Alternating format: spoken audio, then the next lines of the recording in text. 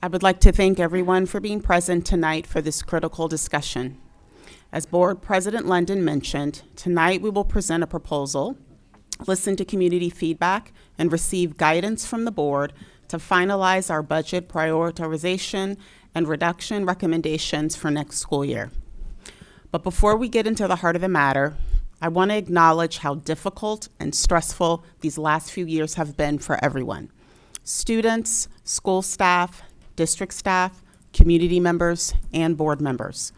Like many of you, I am still here, even during these extremely challenging times when it is so easy to give up and call it quits, because I love this city deeply and want better for Oakland students and families. And even with emotions and tensions running high in this boardroom and the city, I still have faith that we can pull through together despite intense disagreements and diverse perspectives, because ultimately we are all here night after night, sometimes until the wee hours of the morning, because we love children and deeply care about their future. So I begin this presentation tonight grounding us in our mission and vision, which states that we build a full-service community district focused on high academic achievement while serving the whole child, eliminating inequity, and providing each child with excellent teachers every day. As we are all experiencing, our current reality is a far cry from our hopes and dreams as defined by our mission and vision. And right now, we know that significant barriers hinder our ability to deliver on our promise of providing a quality education for all of our students. Our lack of courage as a school system to engage in bold and creative problem solving while standing in the line of fire to make tough financial decisions has resulted in us spreading our limited human and financial resources too thin. As a result of years of inaction, our school district is not organized in a way that allows us to invest in the whole child, investing in employee retention, investing in critical support staff for schools, and essential services and programs for students and families. So our conversation tonight is not merely about numbers. It's about recognizing the fact that our school district cannot deliver on our promise of providing a whole child education if our expenditures continue to outpace our revenue and we continue to maintain schools that are unsustainable. Tonight, let's not kick the can down the road any longer.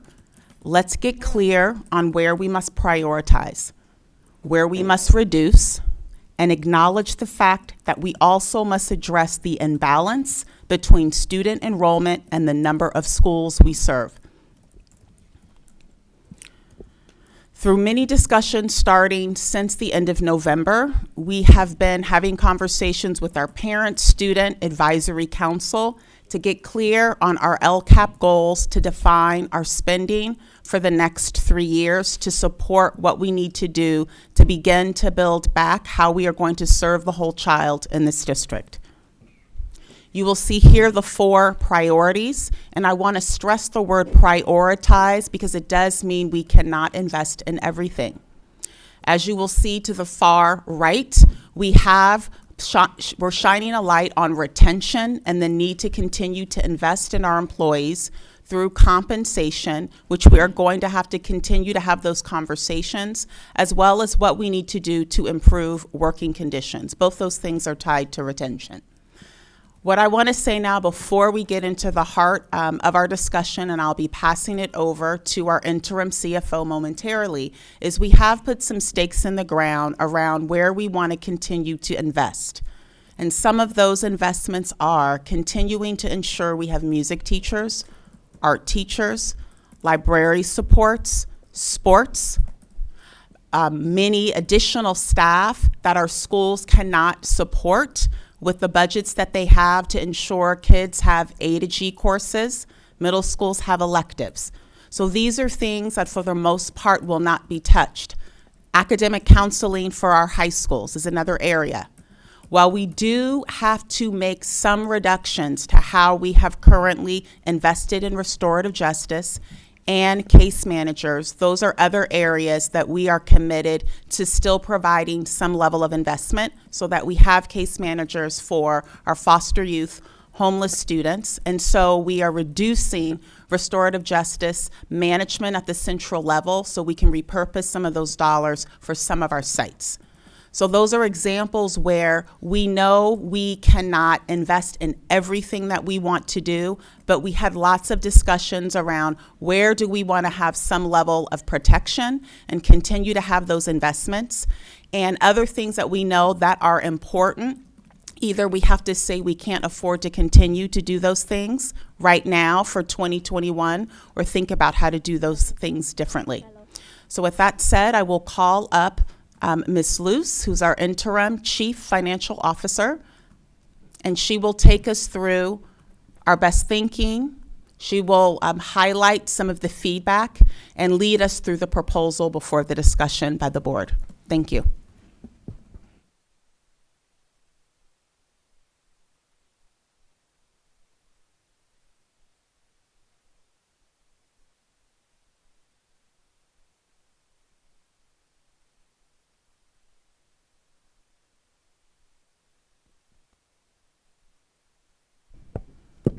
Forgot the last and most important slide. I wanted to put in here also the 4 priorities that our students have prioritized, which helped us in terms of guiding what we know we would like to prioritize for this year. And you will see the 4 priorities listed on the slide: student leadership programs, college and career support programs, mental health, nutrition and wellness, and teacher quality. And in our discussion, I was very honest that I cannot promise that we will be able to invest as deeply as we have in the past, but that we're working hard to prioritize as much as possible. And we talked about the fact that we are starting with ensuring that we have the same level of support for academic counseling. So I just want to make sure that this is information that's continued to be lifted up, both for the board and the public. Thank you.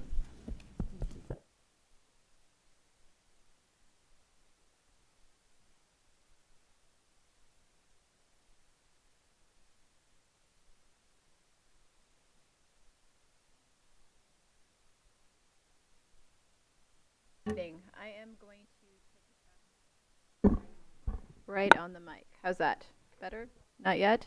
Better? All right. So I'm going to take us back to first interim and just refresh our memory on that process. So we at first interim self-certified ourselves as qualified, and that indicates to the county, to the state, and to the public that we understand that we may not be able to meet our financial obligations in the current year or the next 2. I'm going to say that again. We may not be able to meet our financial obligations in the current year or the next 2. As we all know and feel deeply, our most important financial obligation as a school district is to make payroll. We know it, and we feel the weight of it. And so I point that out because I have said repeatedly that fiscal solvency is not an option. And because payroll is our most important financial obligation, we have worked really hard to provide you with a list of reductions and reallocations within a very strict parameter of feasibility. The reductions and reallocations that are listed for you have to be feasible, and they have to be concrete. They have to be real things in the budget that we can take out. The changes are not speculative. They're not hypothetical.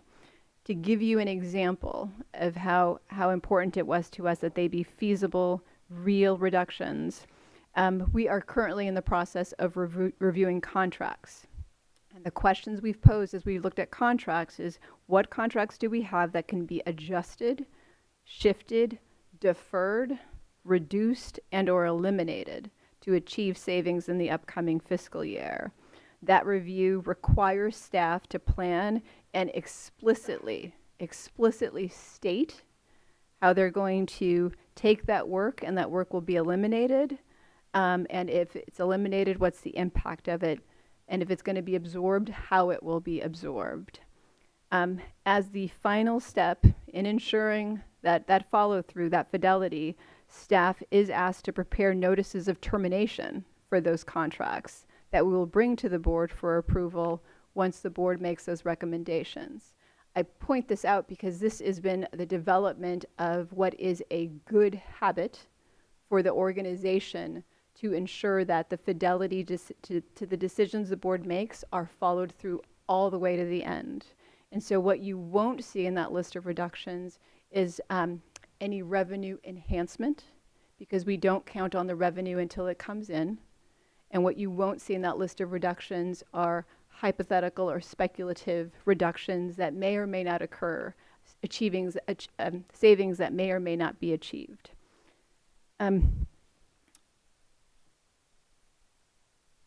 Again, as a refresher to first interim, I lost the slides.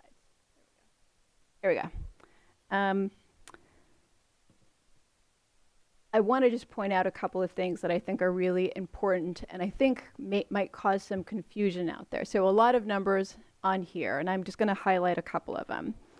So as a first interim, what we learned is that if we make no changes to our operations, if we just continue the status quo, that status quo obviously costs more year over year because we have step and column year over year, we have inflation year over year. So if we maintain the status quo, it's going to cost us more. And if we do nothing, we will end up with a negative ending fund balance by that third year out. By FY 2022, you can see that ending fund balance is negative. We don't have to wait till FY 2022 to understand the severity of our financial condition. If we look at the end of FY 2021, that's next year. So by the end of next year, again, if we make no changes, if we maintain the status quo, and again, the status quo will be more expensive next year than it is this year, we see that we cannot meet our 3% reserve. That's our 2% requirement and our 1% of additional reserve that the board has stipulated we keep unless we make that $15.5 million worth of reductions. By making $15.5 million worth of reductions for this upcoming fiscal year, we end up with an unassigned amount there at the bottom of $16,084. There have been some references to prior year's ending balances. And so in FY19, we had an unassigned amount of $8.389 million. That was at the end of FY 2019. It is not what's available now. Want to highlight one more piece that I think just warrants some understanding. In FY 2021, you see about $19.2 million in legally restricted. Those are parcel tax dollars. Those are parcel tax balances. Our parcel taxes have been voted on by the public. They have specific ballot language that we must follow, and they are not available for spending on anything and everything, despite how much we might want to spend it on something else. The language is very specific, and we have our legal requirements to follow with those parcel taxes.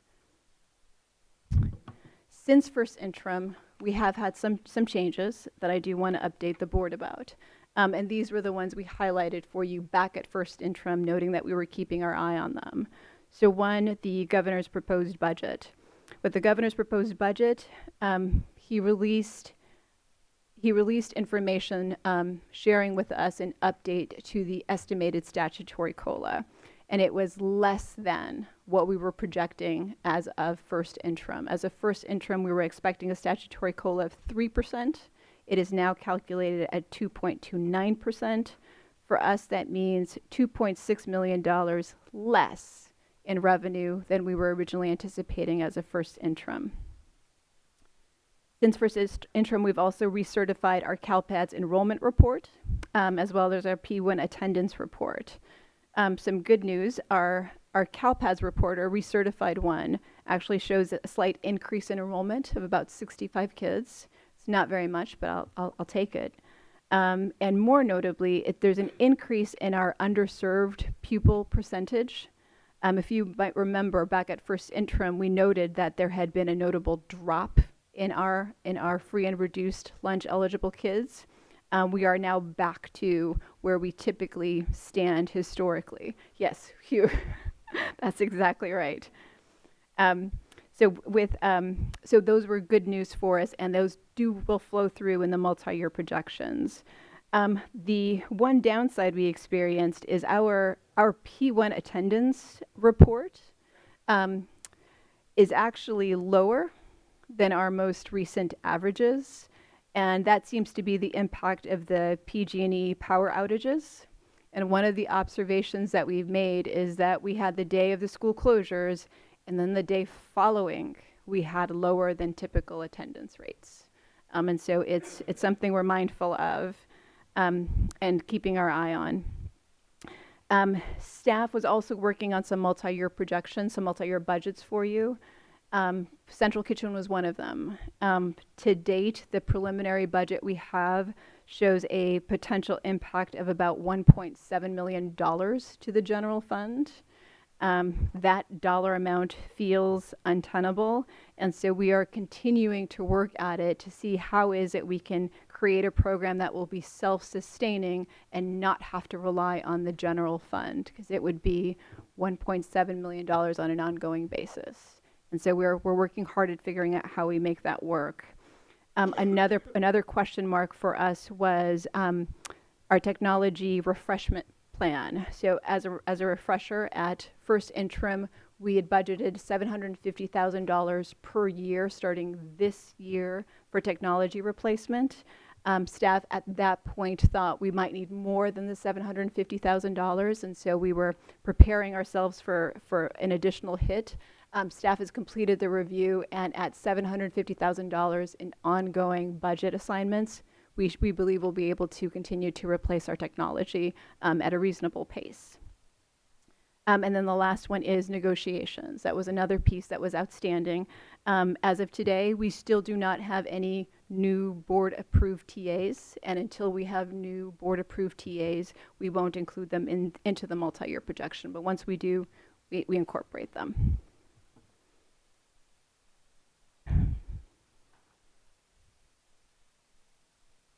The superintendent challenged us with thinking across domains, thinking across our divisions, thinking across our departments.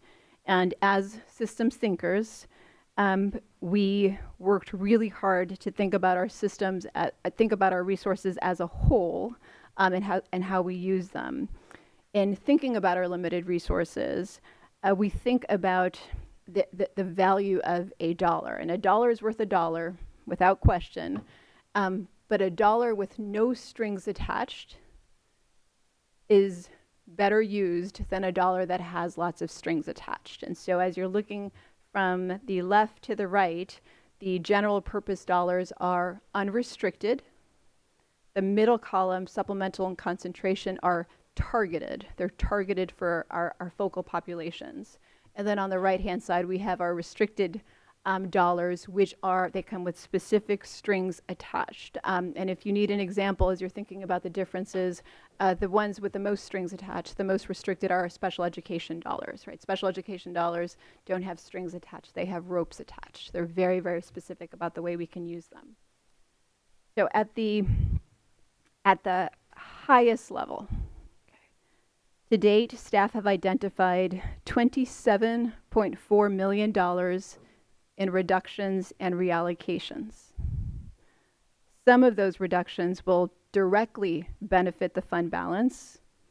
Others of those reductions will make room for us in the budget to be able to protect some of our critical investments. So I'm going to walk you through a couple of examples. So if we start off with the general purpose column, you'll see under school sites, the elimination of non-positions, that middle row, $3 million. So it's $3 million of a reduction at school sites that reflects a 50% cut, a 50% reduction to their per pupil allocations or their discretionary funds. That reduction to school sites will directly benefit our ending fund balance. Another example, down the middle column for supplemental and concentration. There we can see that at the central office, we're cutting $2.8 million of positions and $3.2 million of non-positions for a grand total of $6 million. So we're cutting $6 million out of supplemental and concentration at the central office to benefit school sites. So those $6 million of reductions at central office make room for some of those investments that we've prioritized at the school sites. One more example on that far right-hand column are restricted dollars. Sometimes people will ask, well, why are you bothering with cutting out of the restricted dollars when they're restricted? They're not going to directly directly benefit our ending fund balance, and that's accurate. The reduction that you see there on that far right-hand column will not directly benefit our ending fund balance. The reason that we look at all of our resources as a system is because that $0.9 million that you see, that's a cut at central office on the restricted side, helps us reprioritize the use of those dollars. And so a specific example of that $0.9 million in restricted funds that we're cutting from central office, almost half of them are coming from the elimination of restorative justice management positions. With those savings, we can redirect support to school sites for restorative justice facilitators. And so it's a reduction that, no, it doesn't directly help the bottom line, but it does help enhance our priorities to ensure that we're investing dollars in the way we want to invest them, because we approach this as thinking about a system, thinking about our resources as a whole.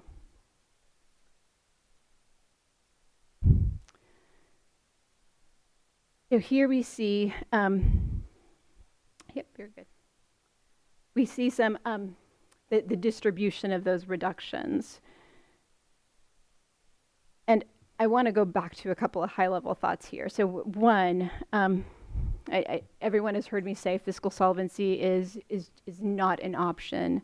Another high-level point that is critical to just keep in mind is that as a school district, as a system, we can do anything that we want. We just can't do everything that we want. And so we have to land on some priorities in terms of investments, as our superintendent noted. And as we think about that, as we think about the fact that we can do anything we want, but not everything, we all understand conceptually it's because we have limited resources.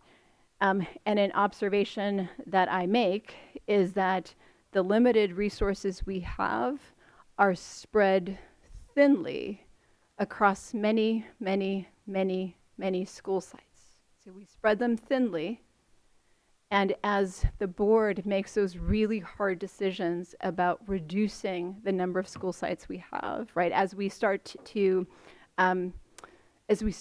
deal with that mismatch we have between the number of students we serve and the number of schools we serve them in, as we start to align those two things, we will have opportunities to go from spreading those resources so thinly across so many school sites, just investing deeply in some of those priorities that we have in each of those school sites. And I offer that as an observation because we do have that mismatch between the number of kids we serve and the number of schools we serve them in. One more high-level observation I do want to note is that this is going to hurt. And I don't want to sugarcoat that. About 77% of our budget is on people, which makes perfect sense because we serve kids, we educate kids, and it takes people to do that. So it makes perfect sense that such a high percentage of our budget is spent on people. So when it comes time to making these reductions, there will be an impact on people. It's going to hurt. One of the things I've been sharing with people is we've picked up some bruises over the past couple of years. This next one, we're going to pick up some scrapes. This one's going to hurt. It's already hurt. It's going to hurt more. So what you have next are some of the impacts of some of those reductions. First, central office. We go division by division, as well as some of the impacts to the school sites. I won't read off any of the impacts to you, but I want to just note some of the things that are in your packet.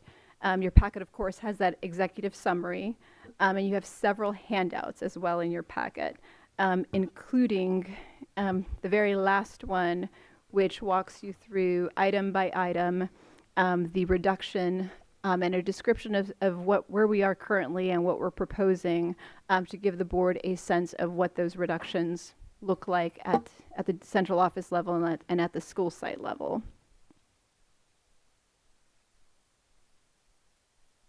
We move off to academics. I will note, obviously, there's a lot of impact on the academic side. There are a lot of resources here, which makes sense given that we are a school system and we educate kids, and so there's lots of investments there.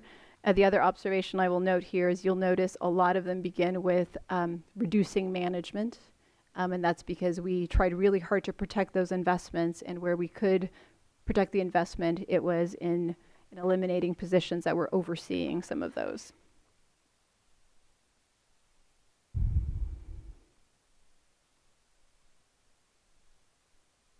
And then off to talent. Talent obviously serves the human resources functions that we're accustomed to.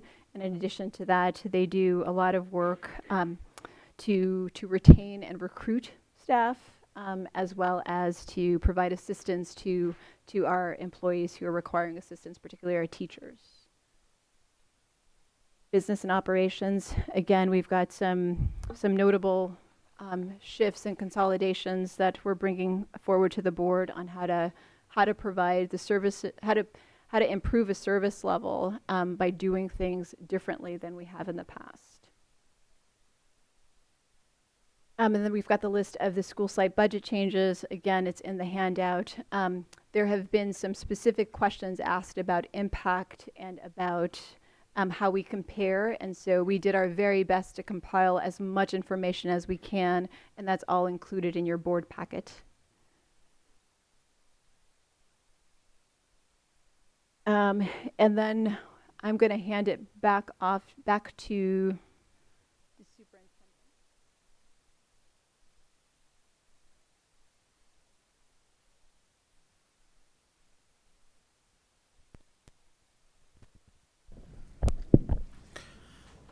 So just to summarize, we are having I know there was a bit of discrepancy. This is a discussion meeting because we are not taking a vote at this meeting. February 26th is the first read, and our pending date for an actual vote to have a final decision is going to be March 4th. And please note that's pending. We're still confirming our date. Okay, our board president is saying that is confirmed. So you will see on the slide just the next meetings that are up and coming to help us get to our March 4th final meeting. And we will update this slide now that we have confirmation of the March 4th date at our next convening. Thank you.